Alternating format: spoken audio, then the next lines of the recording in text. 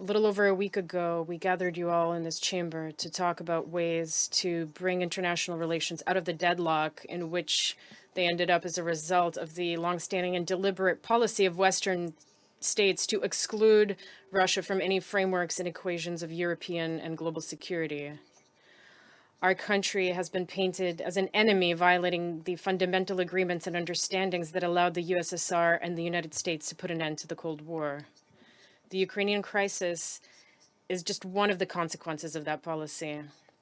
Today, we all know, including from declassified Western documents, that the US began its crusade against Russia immediately after the collapse of the USSR, masking its actions with well intentioned speeches and appeals.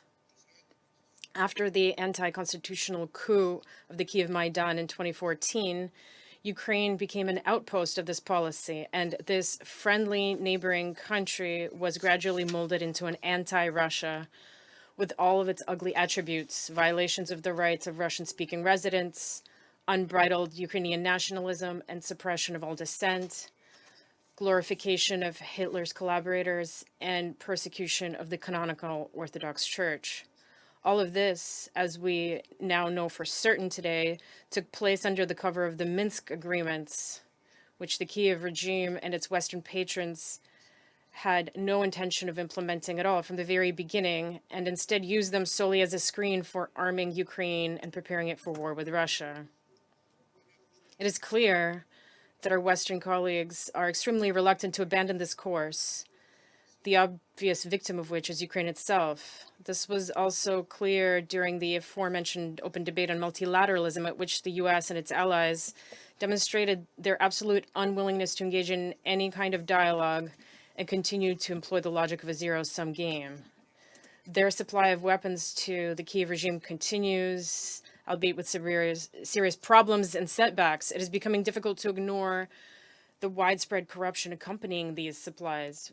For example, a report by the Pentagon's Inspector General shows that the US Army did not verify the accounts of contractors totaling 20 million US dollars in relation to contracts for assistance to Ukraine. And earlier it was reported that the Pentagon had filed more than 50 criminal cases over violations during the supply of military aid to Ukraine.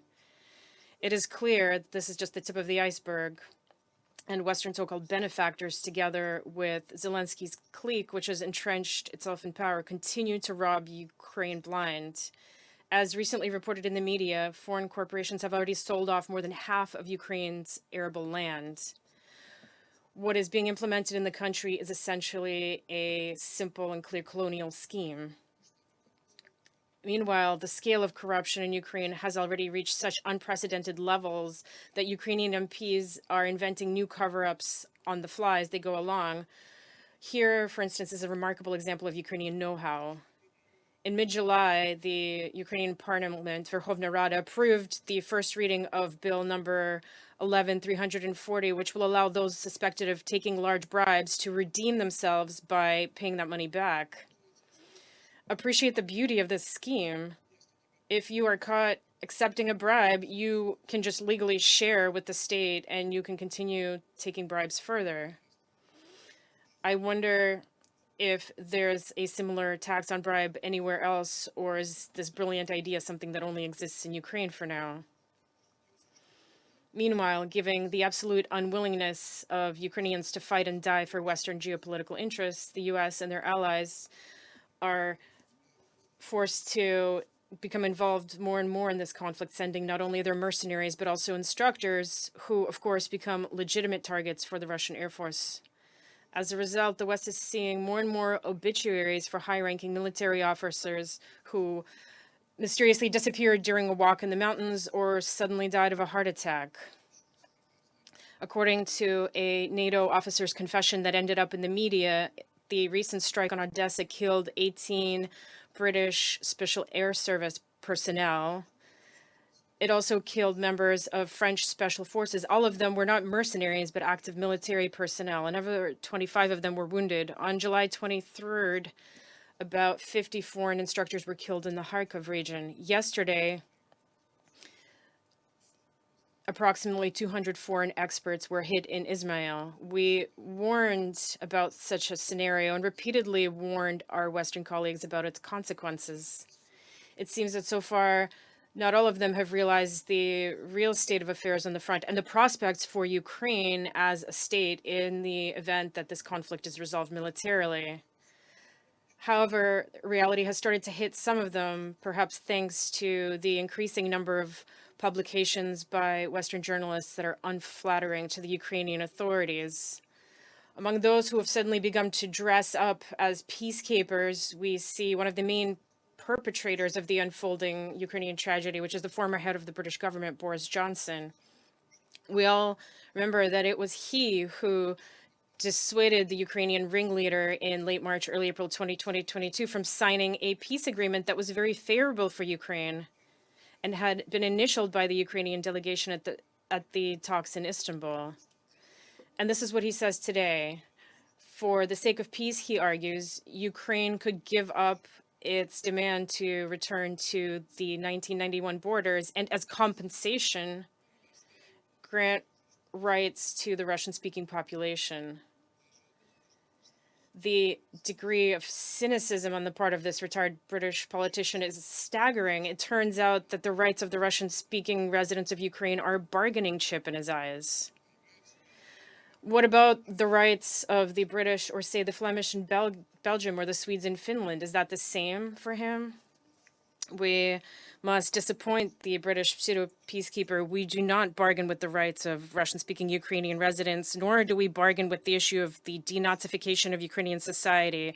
In our view, this is in principle the moral duty of all Europeans to ensure that these ugly phenomena are eradicated, phenomena that bring shame to European civilization itself, especially given that this is in line with the demands of the European public. For example, the head of the Ministry of Defense of Poland, Władysław Kosyniak-Kamyszuk, recently unequivocally stated, and I quote, "We must make it clear we will not see Ukraine's accession to the EU unless and until the issue of the Volyn massacre is resolved."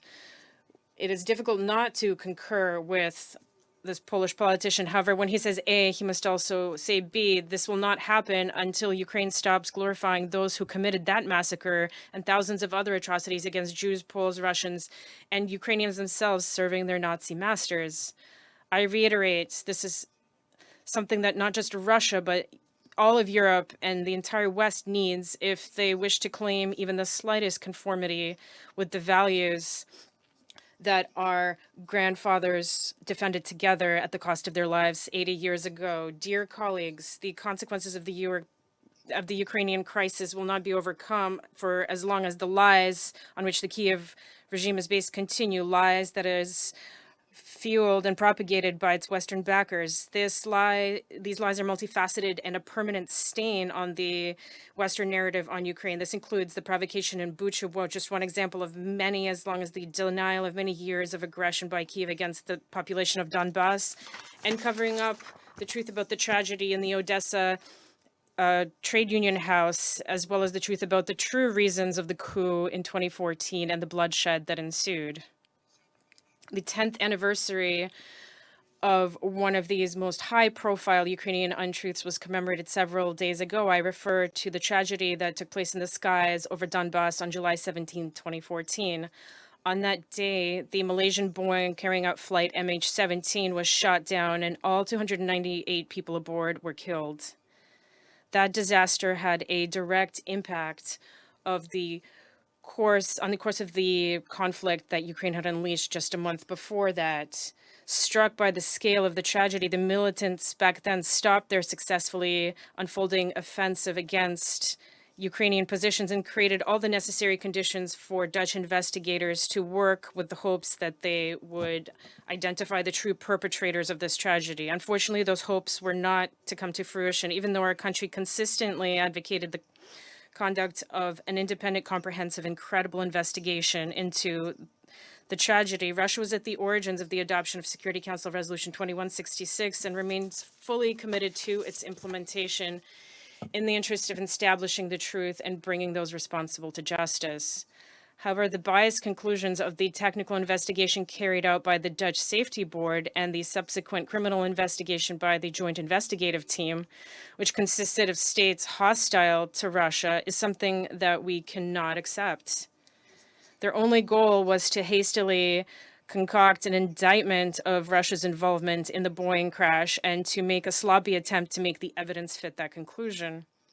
Our proposals to work together were rejected, and the irrefutable data that we provided, which fully excluded any possibility that the rocket was fired from territory under the control of our militias, were ignored.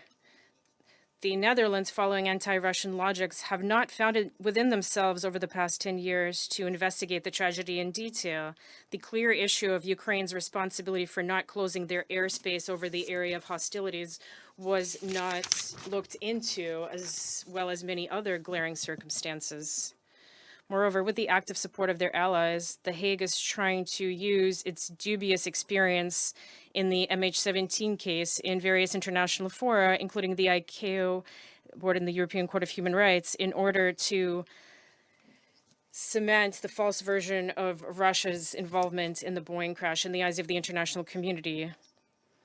In ICAO, Russia provided a vast and convincing amount of evidence testifying to our country's non-involvement in the crash, and we called the organization to carry out an impartial investigation into all the circumstances of the tragedy, which ICAO refused to do.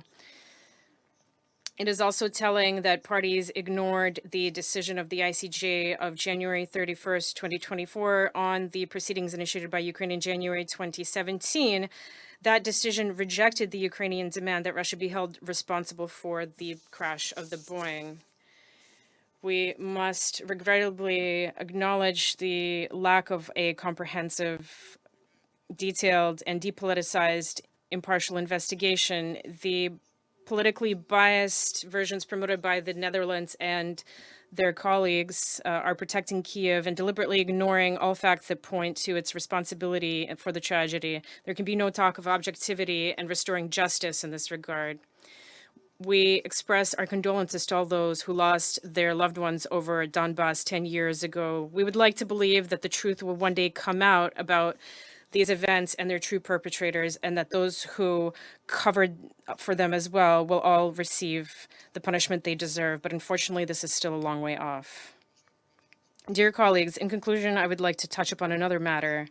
The situation of the Ukrainian army is so catastrophic that in recent days we have seen a number of statements from the leaders of the Kiev regime who have hastily put on sheep's clothing and now claim that they are supposedly ready to engage in peace talks with Russia. We have heard such statements from the Kiev ringleader himself, who has lost all legitimacy, as well as his subordinates. I will say right away in this regard that Kiev's purported willingness to engage in negotiations as such is in line with our position that the diplomatic path is the preferable way to resolve the Ukrainian conflict. As you know, we have never rejected negotiations. It was Zelensky and his clique who rejected them at the instigation of their Western sponsors. When it comes to such issues, it is the details and nuances that are important, and these are precisely the things that we don't know. But we do know that back in November 2022, the Kiev ringleader legislatively barred himself and his subordinates from engaging any talks with Russian authorities, and that decree is still in force. We also know that just recently, the Kiev authorities promoted the so-called Zelensky pseudo-peace formula as the only basis for negotiations acceptable to them. This formula makes no sense from the point of view of basic logic as well as the actual situation on the front lines. So we have many questions without answers to which we cannot assess the nature of the modified Ukrainian position.